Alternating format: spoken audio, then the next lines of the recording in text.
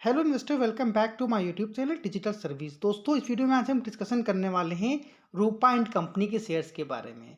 Actually इस company में अगर हम बात करें तो इस कंपनी के शेयर्स ने बीते 6 महीनों में करीब 37 से 38% के नेगेटिव रिटर्न बनाकर कर दिए हैं। बात करें अगर एक साल की, तो एक साल में ऑलमोस्ट 54% के करीब करीब ये स्टॉक हमें डाउन होता हुआ दिखाई दे रहा है। अगर हम इसके हाई से कंसीडर करते हैं तो लमसम 60% के आसपास ये स्टॉक जो है हमको गिरता हुआ दिखाई दे रहा है। कई सारे निवेशक हैं जिन्होंने इसको ऊपर के भाव से लिया हुआ है। अगर आप देखिए तो 62-63% ऑलमोस्ट मोटा-मोटा यहाँ पर देखिए दिखाई दे रहा है। तो कई सारे निवेशकों ने इस स्टॉक को ऊपर के लेवल से बाय कर रखा हुआ है। एक मल्टीबैगर स्टॉक समझकर इन्होंने इस स्टॉक को बाय किया था। लेकिन अगर हम बात करें तो काफ़ी ज़्यादा डाउनफॉल हमको दिखाई दे रहा है। तो अच्छा खासा यहाँ पर कई निवेशकों का लॉस है। अगर हम मैक्सिमम चार्ट बटन देखते हैं तो मात्र 47% के रिटर्न ही इस स्टॉक ने बनाकर दिए हैं। अब जिन्होंने ऊपर के लेवल से बाय किया हुआ है उनके मन में ये सवाल आ रहा है कि इस स्टॉक में करना क्या है। तो हर एक पॉइंट पर हम यहाँ पर चर्चा करने वाले हैं। चैनल पर पहली बार आए हैं तो चैनल को सब्सक्राइब करना बिल्कुल ना भूलें। सबसे पहले अगर हम बात करें तो जो भी इनरवियर की इंडस्ट्री है, वो अगर हम एक कम आसान शब्दों में कहें तो ये जो सेक्टर है अनऑर्गेनाइज्ड अभी तक रहा करता था, जिसको ऑर्गेनाइज सेक्टर में शिफ्ट करने की तैयारी करी जा रही है। और यहाँ पर जो बड़े-बड़े एनालिस्ट हैं उनका मानना है कि जो रूपा एंड कंपनी है, इसमें जो भी कंज्यूमर डिमांड है, वो सेंटीमेंट जो है वो थोड़ा-सा वीक रहने वाला है शॉर्ट टर्म के लिए। लेकिन अगर आपका व्यू लॉन्ग टर्म का है, तो लॉन्ग टर्म जो ट्रेजेक्टरी इसकी है उसमें स्ट्रॉन्ग ये रह सकता है। तो यहाँ पर अभी क्या वो लेवल्स हैं जहाँ पर आपको नज़र बना कर रखनी है। तो उसके पहले हम सबसे पहले बात करते हैं कंपनी के कुछ फंडामेंटल्स के बारे में। तो अगर हम इस कंपनी का ग्रोथ देखें तो इनका जो फाइनेंशियल ग्रोथ है वो एक एवरेज है, वो मॉडरेट तरीके से कंपनी के फाइनेंशियल बढ़ रहे हैं।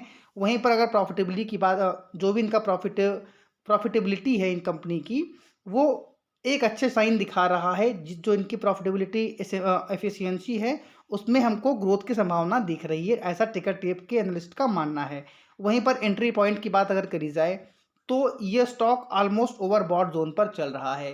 तो यहाँ से उम्मीद जताई जा सकती है कि यहाँ से आपको इस स्टॉक के अंदर एक रिवर्सल आता हुआ दिखाई दे सकता है। वहीं पर थर्ड पॉइंट यहाँ पर आता है, इस कंपनी के ऊपर कोई भी रेड फ्लैग नहीं है। यानी कंपनी ना ही एसएम, ना ही जीएसएम और ना ही कंपनी के जो भी शेयर्स हैं वो भी प्लेस नहीं हैं।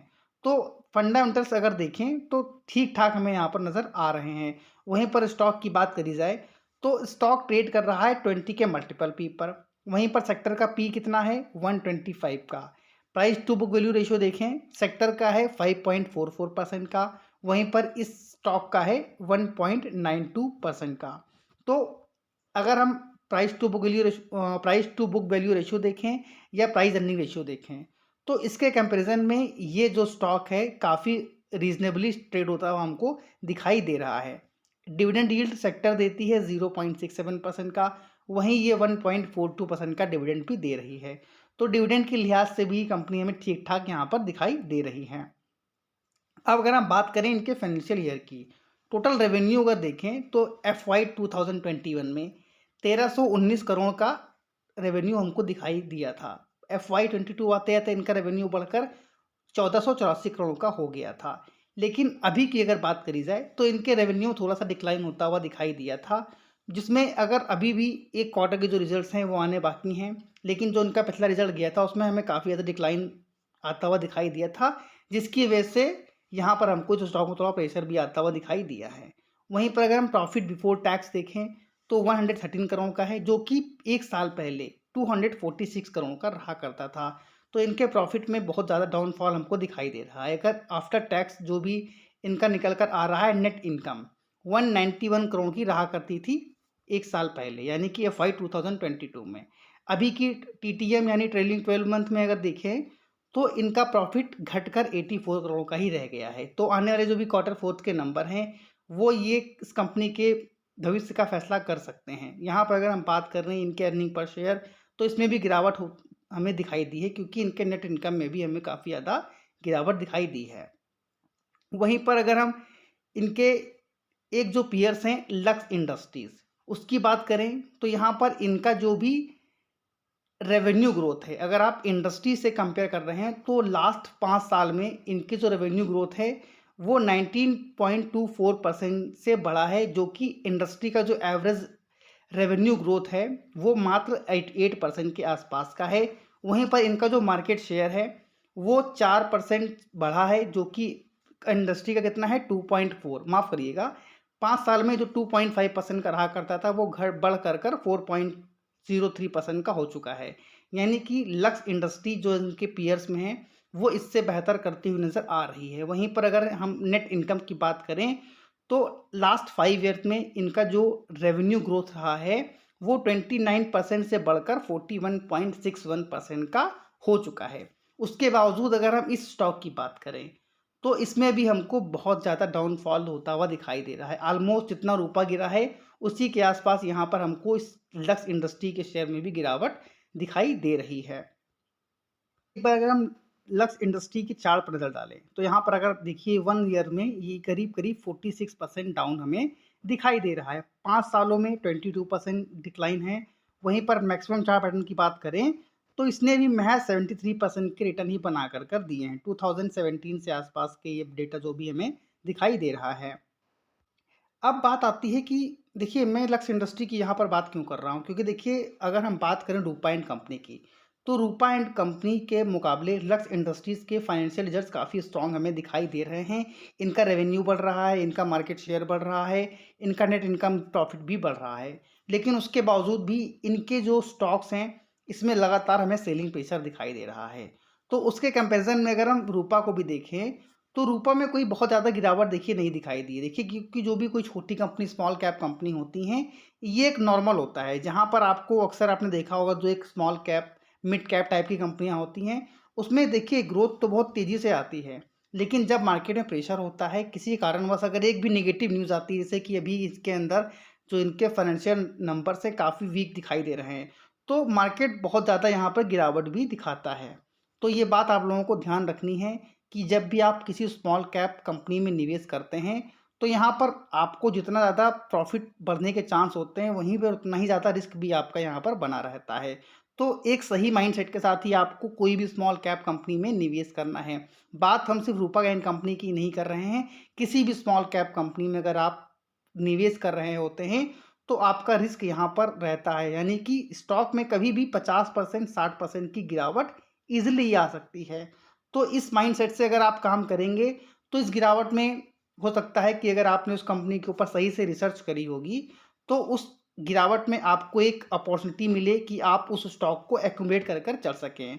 तो रूपा एंड कंपनी के बारे में मैं यही कहना चाहता हूँ कि अगर आपका व्यू लॉन्ग टर्म का है तभी स्टॉक के बारे में कंसीडर करें। अभी कुछ और भी पॉइंट्स है जो यहाँ पर एक बार हम डिस्कशन कर लेते हैं।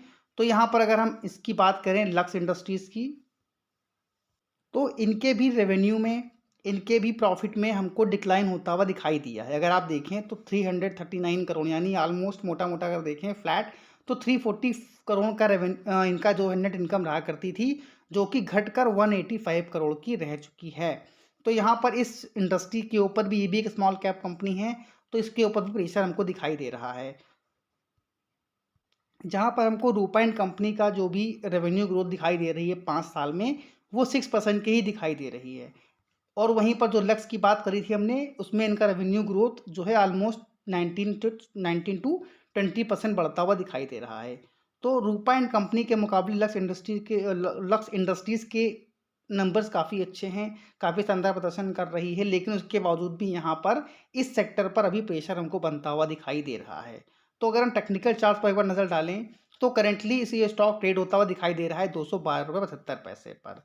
वहीं पर अगर हम एक वीकली टाइम फ्रेम पर देखें, तो अभी हाल ही में अभी कुछ दिन 15-20 दिन पहले इस स्टॉक में हमको जब गिरावट दिखाई दी तो ₹200 का जो उसका एक अहम सपोर्ट था, वहाँ पर एक सपोर्ट होता हुआ दिखाई दिया। उसके बाद स्टॉक में रिकवरी आई और अभी कुछ दिन पहले यहाँ पर करीब 10-12 दिन पहले ही यहाँ पर हमको इस स्टॉक में करीब 16 से 17% की तेज़ी भी दिखाई दी थी। तो कई सारे निवेशकों को लगा कि यहाँ पर हो सकता है इसके अंदर रिकवरी आ जाए और कई लोगों ने वहाँ पर स्टॉक को बाय भी किया था। लेकिन जैसा कि मैंने अभी स्टार्टिंग में बोला था आप लोगों को कि अगर शॉर्ट टर्म व्यू बनाकर चल रहे हैं तो इस स्टॉक में अभी भी आपको जहाँ पर थोड़ा सा प्रेशर होता हुआ दिखाई दे सकता है। लॉन्ग टर्म का व्यू है तो ज़रूर चाहो तो यहाँ पर 200 रुपए के आसपास आप इस स्टॉक को एक्यूमुलेट कर कर चल सकते हो।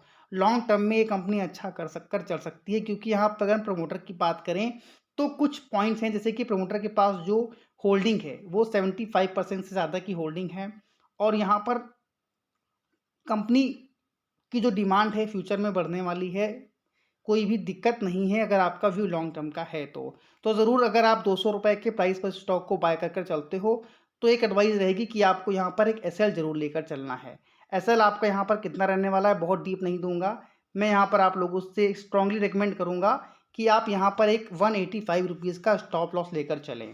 तो हो सकता है यहाँ पर जब भी रिकवरी आए तो आपको यहाँ पर शॉर्ट टर्म में ये स्टॉक में 250-260 रुपए तक के टारगेट दिखाई दे सकते हैं। लेकिन उसके ज़्यादा जो उसके ऊपर की जो फर्दर तेज़ी है वो तभी पॉसिबल होगी जब स्टॉक 285 के प्राइस रेंज पर ट्रेड होता हुआ दिखाई देगा, और 285 से 300 के प्राइस रेंज पर जब स्टॉक ट्रेड करेगा तो आपको इसके अंदर जो भी अपडेट्स होंगी हम कोशिश करेंगे कि आपको वीडियो के माध्यम से दी जाएँ।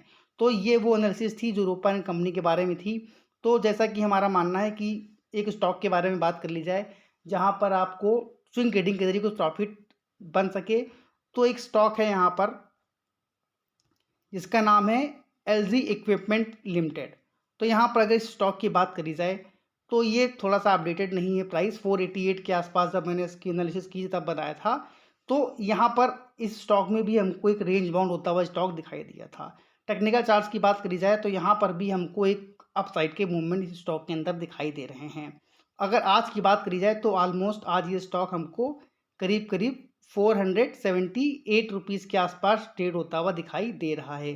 तो ज़रूर अगर आपका शॉर्ट टर्म के लिए आप किसी स्टॉक को बाय करना चाहते हैं स्विंग ट्रेडिंग के लिए, तो एलगी इक्विपमेंट भी एक अच्छा ऑप्शन यहाँ पर हो सकता है। तो ज़रूर इस स्टॉक को भी आप लोग फोकस में रखिएगा। यहाँ पर जो आप लोगों को स्टॉक में स्टॉप लॉस लेना है, इस स्टॉक में 430 का स्टॉप लॉस रखना है। शॉर्ट टर्म का टारगेट अगर आप देखें तो 540 से 560 तक का दिखाई दे सकता है। वहीं पर लॉन्ग टर्म टारगेट की बात करी जाए तो आपको 650 से 700 के टारगेट यहाँ पर इस स्टॉक में दिखाई दे सकते हैं। वहीं पर कुछ और भी पैरामीटर हैं जहाँ पर अगर आप देखें तो इनके जो फाइनेंशियल नंबर हैं वो अच्छे आए थे, कंपनी अच्छा बिजनेस कर रही है, और यहाँ पर जो भी एफआईआईज हैं, टीआईआईज हैं, इन्होंने अपने स्टॉक्स अपनी शेयर होल्डिंग को जो भी इनकी स्टेक है उसको रेज किया है, बढ़ाया है। तो हो सकता है कि यहाँ पर एक अच्छी रिकवरी आपको इस स्टॉक के अंदर आती हुई दिखाई दे। तो ज़रूर आप इस स्टॉक को भी फोकस में रखिएगा। इसी तरह के क्वालिटी स्टॉक अगर फ्यूचर में आप बाय करना चाहते हैं तो चाहो तो हमारे चैनल को सब्सक्राइब भी यहाँ पर कर सकते हो। Thank you for watching this video. जय हिंद, जय भारत।